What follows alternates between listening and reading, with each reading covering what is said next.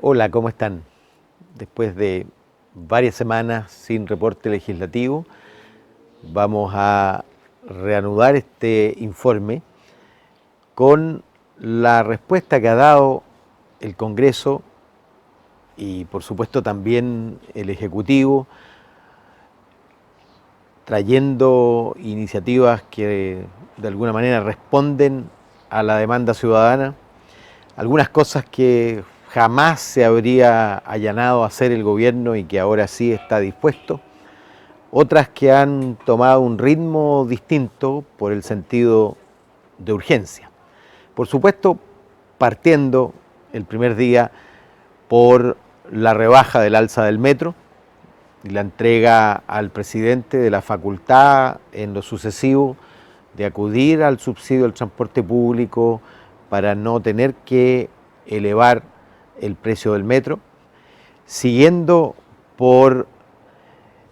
el retroceso, es decir, la vuelta al comienzo del alza de las cuentas de la luz, es decir, se retrotrajo a la situación anterior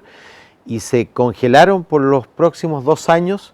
a la espera de las rebajas que van a venir por efecto de las nuevas licitaciones y del ingreso de las nuevas energías al sistema integrado. Bueno, esos 2 proyectos fueron aprobados, por supuesto, por unanimidad en la Cámara y luego en el Senado y ya son ley, como se sabe. También es ley un proyecto que capitaliza el Banco Estado en $500 millones, lo que significa que puede apalancar créditos por $7.000 millones, particularmente orientados a la pyme. En las circunstancias actuales, obviamente, eso aparece como una necesidad imperiosa y una tarea y responsabilidad del Estado y del Banco Estado, que ha de recuperar su rol. Y saben que cuando tramitamos la ley del pronto pago, que se llamó eufemísticamente pago a 30 días, pero que establecía un periodo de 2 años para pagar a 60, bueno, nuestra crítica tenía razón, el gobierno volvió con un proyecto que anticipaba el pago a 30 días. Es decir, de ahora en adelante, el que recibe, el que entrega una factura a cambio de un producto o de un servicio, tiene 30 días máximo para pagarlo. Eso es muy importante porque las pymes se habían estado convirtiendo en verdaderos bancos para las grandes empresas, prestándole dinero sin intereses por 60, 90 y hasta 120 días. Pero instamos al gobierno a que traiga al Congreso la verdadera solución, que es que no puedan descontar IVA las facturas impagas. Y eso hace, obviamente, que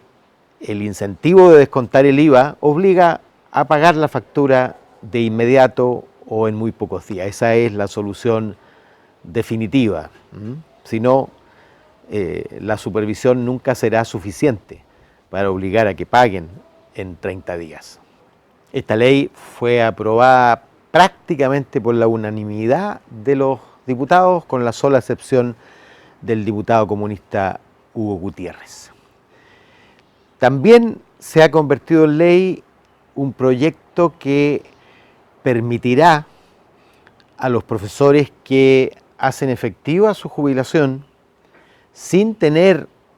acceso todavía a la cuota de incentivo al retiro, mantener el derecho al incentivo al retiro, es decir, poder retirarse y luego cobrar el incentivo al retiro. Esta es una antigua innovación que yo mismo impulsé para otros proyectos, el de los funcionarios municipales y otros anteriores, porque ocurría que alguien necesitaba imperiosamente jubilar. Por ejemplo, yo conocí una señora cuyo marido estaba muy enfermo, deseaba retirarse, pero como no estaba dentro de la cuota de incentivos al retiro que había para ese año, no podía retirarse sin perder ese incentivo. Bueno, hicimos una modificación muy simple, que tú mantuvieras el derecho a incentivo, aun cuando te retiraras antes, porque de lo que se trata es de incentivar el retiro para que nuevas generaciones ingresen y no de retener a la gente artificialmente para poder cobrar ese incentivo. Bueno, los profesores tendrán ahora también ese derecho, porque como dicen los abogados, misma razón, misma disposición. Bueno, y lo más voluminoso en términos de recursos fiscales y de decisión del Estado de meterse la mano al bolsillo es el reforzamiento del pilar solidario, de las pensiones básicas solidarias y del aporte previsional solidario. Como se sabe, el gobierno había mandado un proyecto donde combinaba un mejoramiento del pilar solidario de un 10% para las pensiones básicas y un 15% para el aporte previsional solidario y las reformas al pilar contributivo.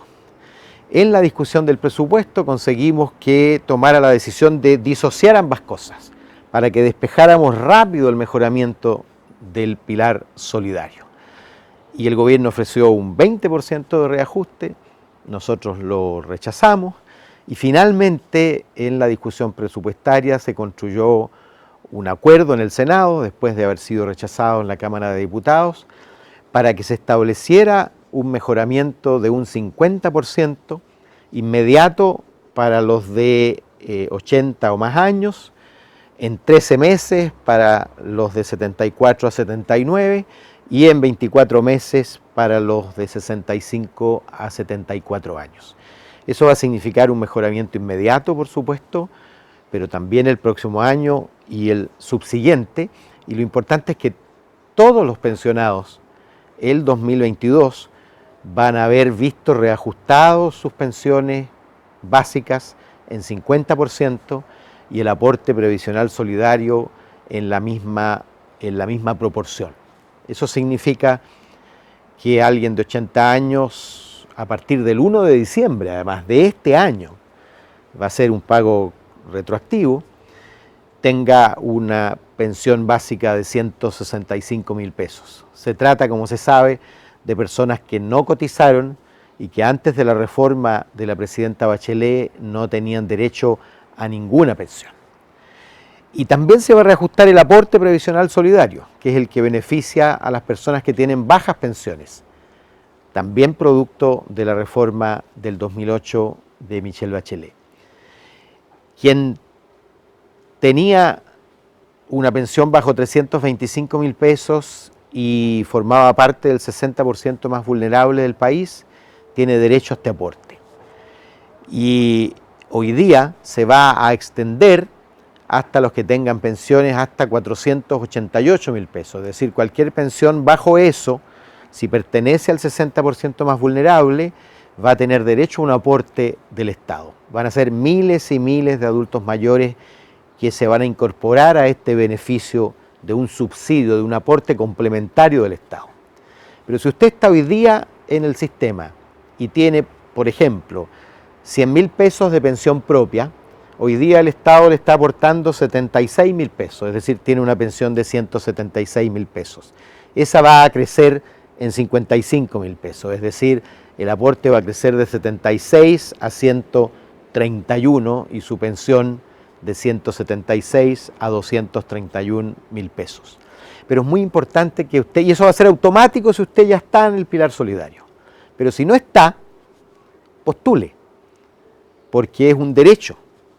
Si usted está dentro del 60% más vulnerable y tiene una pensión baja y todavía no ha postulado o ahora puede postular por efecto de que la pensión máxima con aporte creció, hágalo. Sería terrible que existiendo ese derecho haya personas que no lo ejerzan. Este es un gasto muy importante del Estado, pero rápidamente se convirtió en ley porque la Cámara lo aprobó el martes y al día siguiente lo aprobó el Senado. Ojalá el Senado nos acompañara siempre con esa misma rapidez. También para los adultos mayores, en la ley de presupuesto se aprobó para todo Chile la rebaja del pasaje del transporte a la mitad. Este era un anhelo muy profundo y muy sentido por los adultos mayores, particularmente en mi región, en la región metropolitana, que habían hecho la marcha de los bastones muchas veces, porque usted sabe, la rebaja solo vale hoy día para el metro, y sin embargo tienen que pagar los 700 pesos que vale la micro. Bueno, ese pasaje va a pasar de 700 pesos a 350 para todos los adultos mayores, sean del Pilar Solidario o no sean, estén o no estén jubilados, sigan activos o pasivos, usted con su carnet de identidad, si es adulto mayor, va a poder ejercer el derecho. Estos son los proyectos que ya son ley, es decir, fueron aprobados por ambas cámaras y promulgados por el Ejecutivo y por lo tanto ya pueden ser contabilizados por la gente. Hay otros proyectos que aprobamos en la Cámara y que pasaron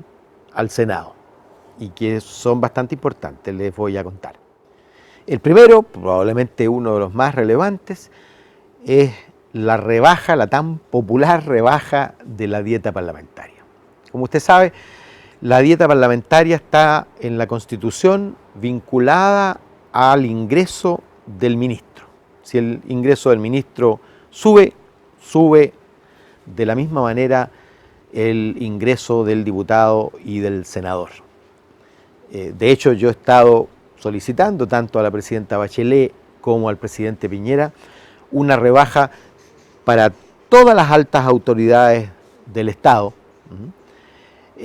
También hemos impulsado junto a Giorgio Jackson varios años consecutivos el congelamiento del reajuste del sector público para aquellos funcionarios de confianza de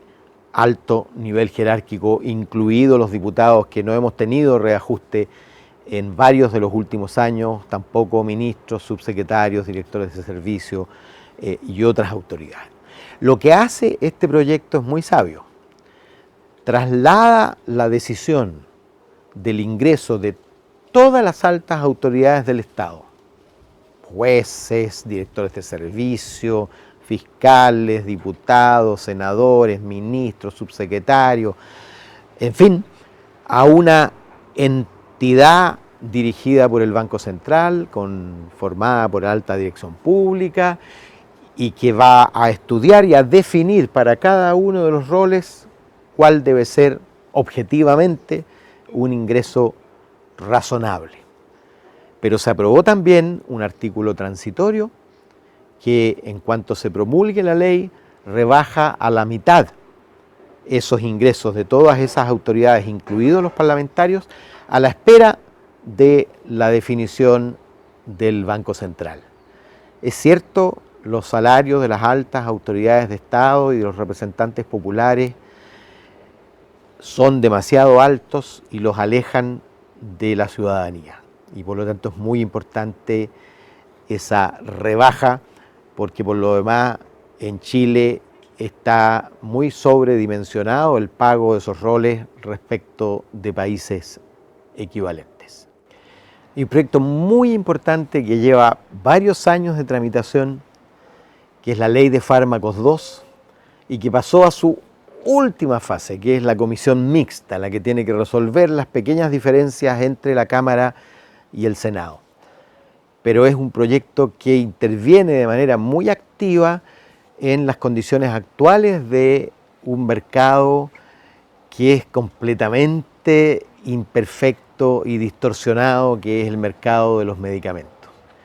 Y que en todos sus actores, desde los médicos, desde los visitadores hasta los laboratorios y pasando por la farmacia, la verdad es que tiene aspectos que hay que reformar. Varios de ellos son muy relevantes, hay muchísimos aspectos, pero yo llamaría la atención sobre la obligación de los médicos de entregar la receta con el denominador común internacional del producto y no con la marca que el laboratorio le ha aconsejado después de visitar el Caribe o algún otro centro de placer o seminario.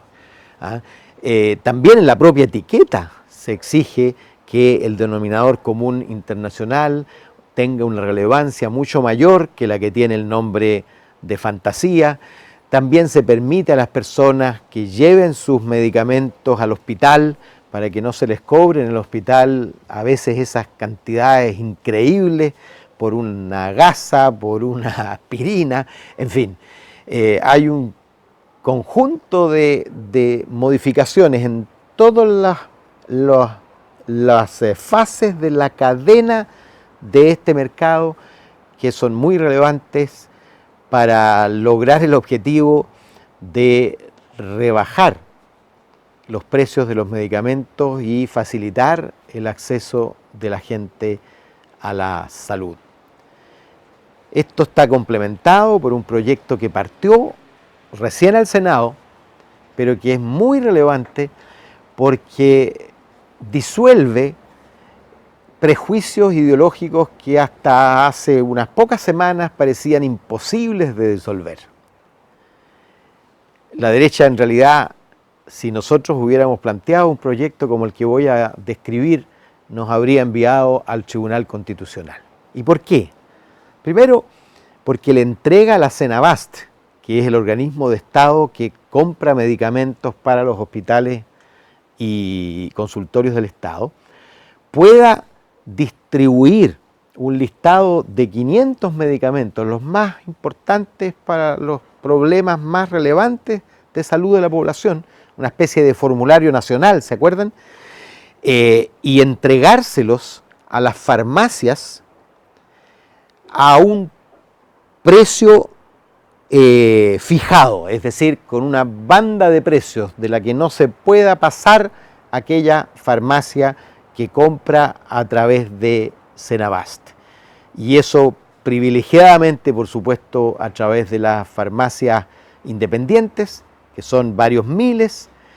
pero allí donde no haya farmacias independientes también con las farmacias de cadenas, porque el objetivo es llegar a la gente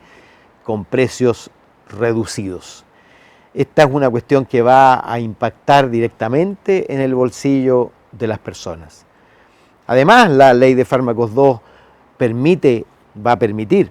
que si usted tiene una enfermedad rara pueda importar directamente desde el país donde se encuentre ese fármaco a Chile para su uso, cosa que hoy día es imposible. La verdad es que intervenir el mercado de farmacia, el mercado de los medicamentos, después de la Ley de Fármacos 1, que fue un avance pero muy insuficiente, es una tarea urgente. Hoy día existe una casi infinita lista de espera para pequeñas operaciones, pero algunas de ellas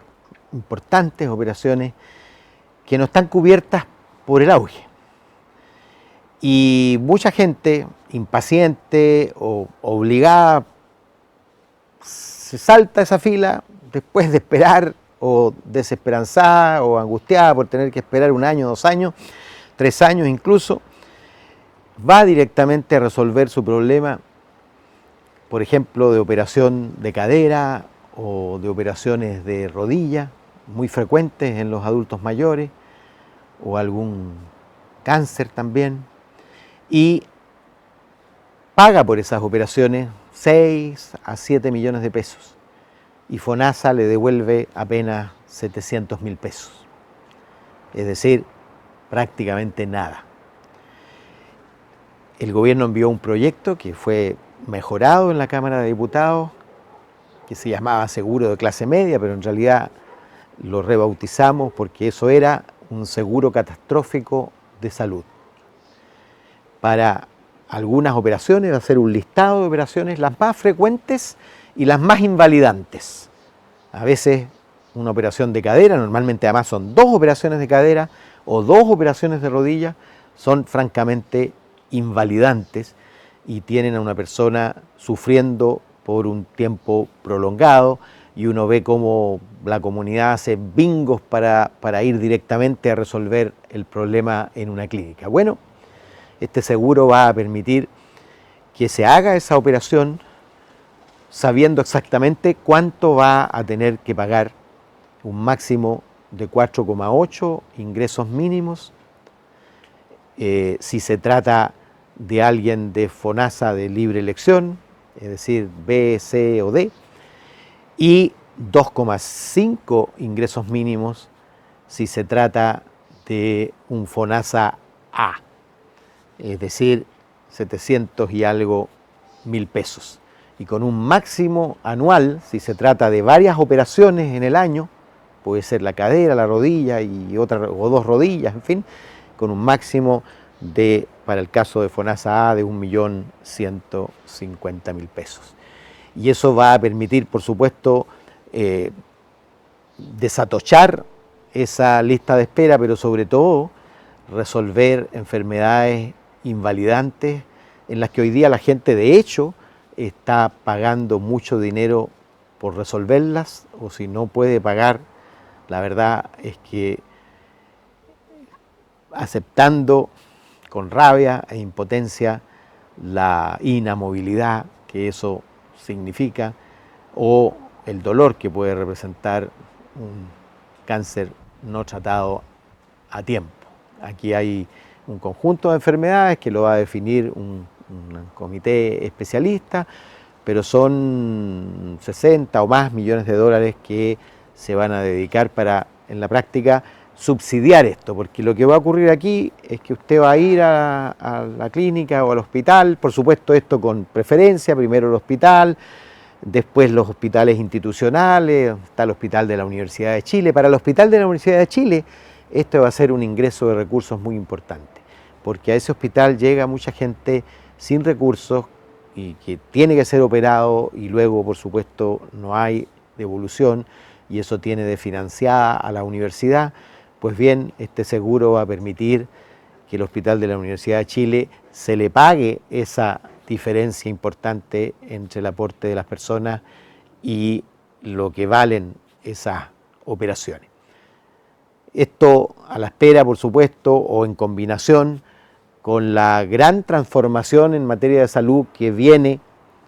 que es el establecimiento de un seguro de salud universal. Que cubra el 80% de todas las enfermedades relevantes y el acceso a medicamentos y etcétera, sobre la base de un subsidio importante para aquellos que no pueden pagarlo con su 7% de cotización en salud. Pero de eso hablaremos más adelante porque la pelota está todavía en las manos del gobierno y en particular del Ministerio de Salud, que ya anunció el proyecto, pero todavía no está en discusión en la Cámara. El seguro catastrófico de salud pasó al Senado, donde esperamos tenga pronta y rápida tramitación. Así como el proyecto que limita las multas por circular sin tag en las carreteras concesionadas. Usted sabe que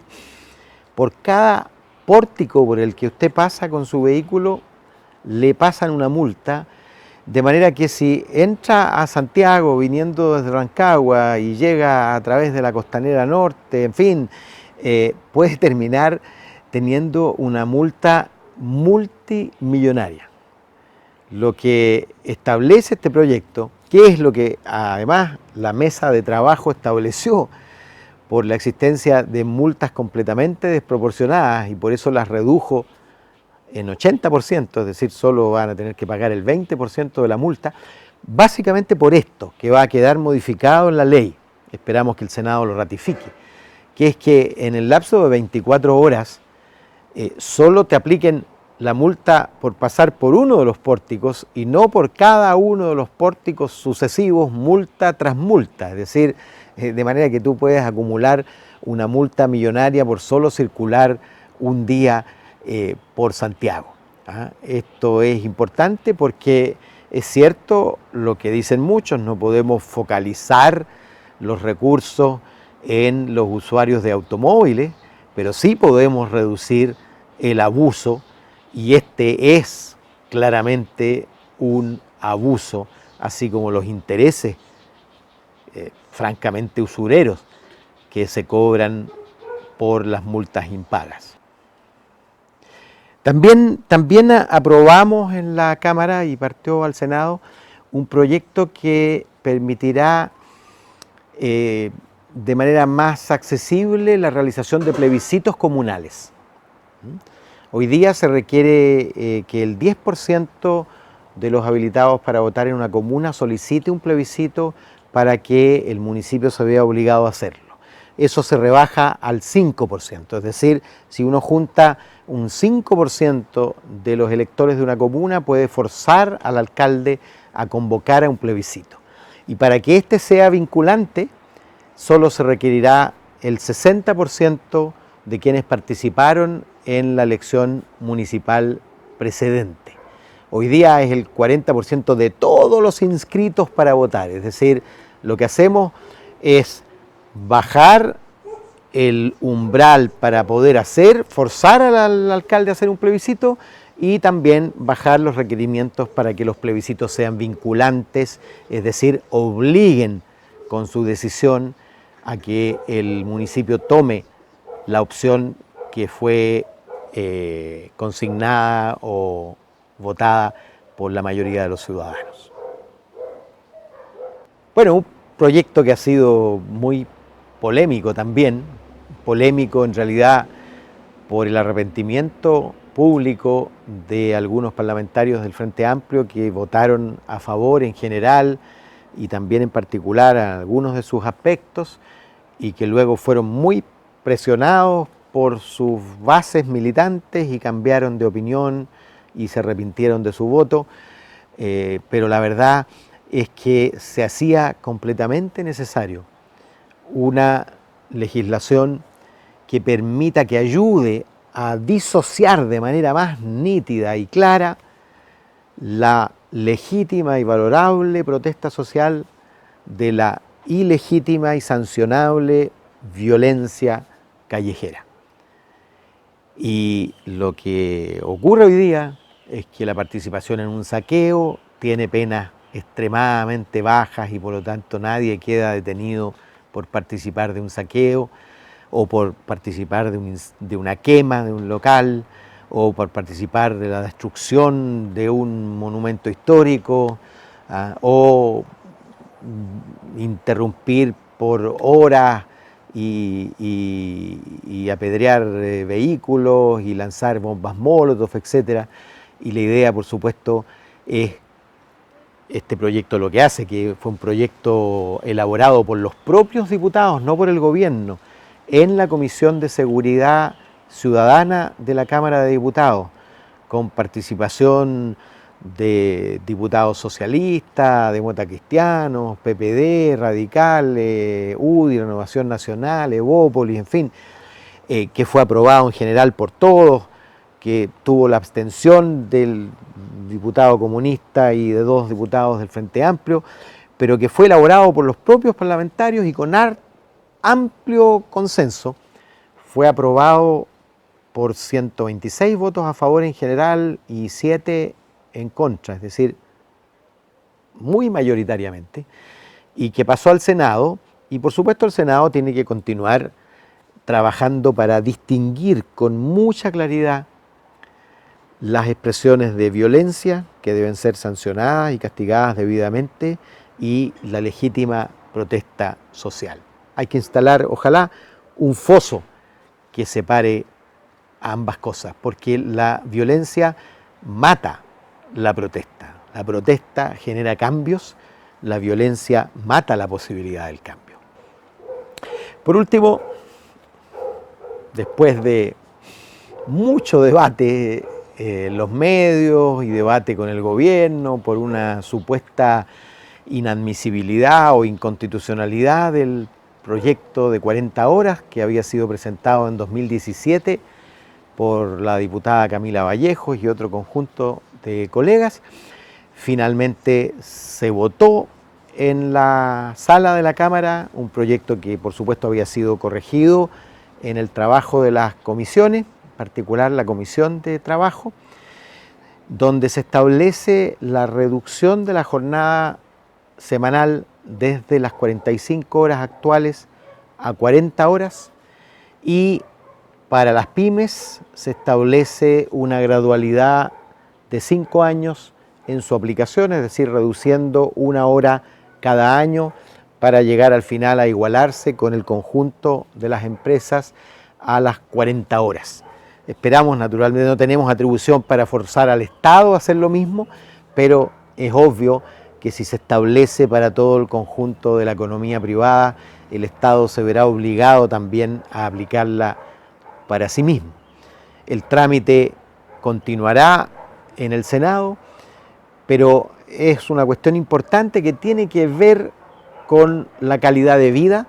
de las personas, pero también debe ser visto como una oportunidad para incrementar la productividad del trabajo, porque no es lo mismo estar muchas horas trabajando que producir más. La verdad es que hay países que tienen muchísimas menos horas en su jornada, pero tienen mucho más alta productividad, porque esas horas son efectivamente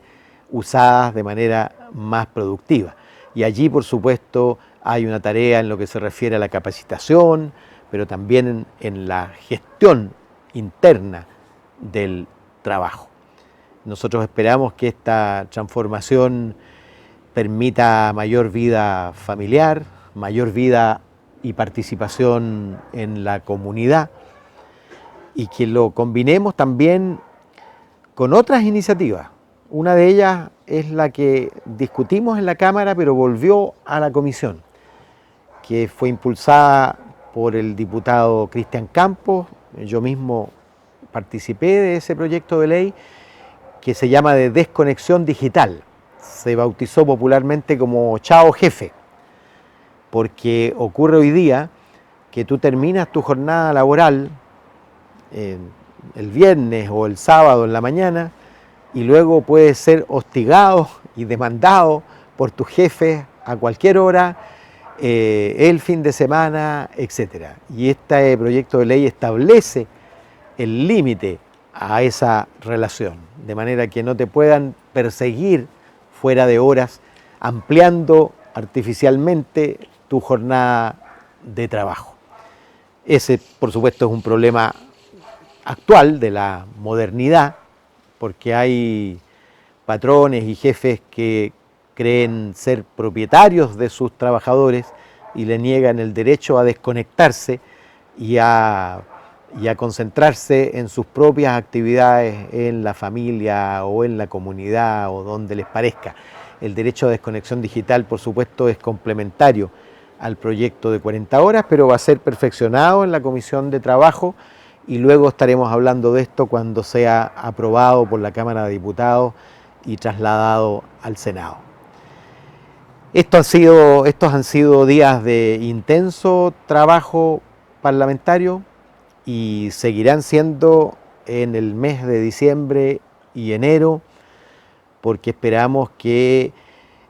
tenemos iniciativas sobre la plancha de un subsidio al ingreso mínimo. Tenemos el reajuste del sector público, tenemos en la plancha la reforma tributaria, porque, como saben, el gobierno entregó la oreja en materia de su obsesión por la reintegración, pero hay un conjunto de otras medidas que favorecen a la pyme, etcétera, que vamos a aprobar, y esperamos además que el gobierno se allane a aumentar impuestos al 1% más rico, para poder responder de manera permanente a las necesidades de la gente, porque hoy día estamos respondiendo con endeudamiento, pero la deuda no puede crecer de manera infinita y por lo tanto tenemos que generar más recursos, y para eso tenemos que establecer impuestos más progresivos, es decir, que graven más a los que tienen más, y también mayor carga tributaria en general, y focalizar mejor nuestros recursos para reducir la desigualdad que hoy día en Chile tiene niveles inaceptables. Porque si usted compara un país como Suecia o Alemania con Chile, antes de los impuestos y antes de los subsidios, la verdad es que aparecemos con más o menos la misma desigualdad. Pero Alemania o Suecia tienen un sistema de impuestos que hace que paguen más los que tienen más y tiene políticas de subsidios muy bien focalizadas. Entonces, después de impuestos y subsidios, Suecia y Alemania están entre los países menos desiguales del mundo y nosotros permanecemos en el grupo de países más desiguales. Es decir, el sistema tributario es indiferente a la desigualdad y tenemos que hacerlo activamente reductor de la desigualdad. Y tenemos que ser más eficientes también en la focalización de políticas sociales. Por eso son importantes los subsidios directos. En Chile, como en ningún otro país, es muy pequeña, por ejemplo, la asignación familiar o el subsidio único familiar, es irrelevante. En otros países es muy importante, porque es un traslado directo de recursos que reduce desigualdad, porque por supuesto no le da asignación familiar a los que están más arriba y no la necesitan, sino que le das al segmento más pobre, pero recursos directos. Por eso es interesante este subsidio al ingreso mínimo, que va directamente a la cuenta RUT del trabajador, pero tiene que acompañarse, por supuesto, con una elevación del salario mínimo, porque no tiene sentido, además, que subsidiemos en la práctica el esfuerzo de las empresas grandes que pueden pagar mejor salario mínimo. Debiéramos focalizar ese subsidio en los trabajadores que se desempeñan en el mundo de la pyme y para las grandes empresas simplemente elevar el salario mínimo. Hay empresarios que han señalado que para sus propias empresas van a fijar un mínimo de 500, por lo tanto subir el ingreso mínimo de los 301 actuales a cerca de 400.000 pesos para las grandes empresas no debería ser traumático y para las pequeñas y medianas podemos complementarlo con el subsidio para que puedan hacerlo de manera más gradual y no provoquemos la quiebra de empresas en un momento que está particularmente difícil para la pequeña y mediana empresa, como se sabe.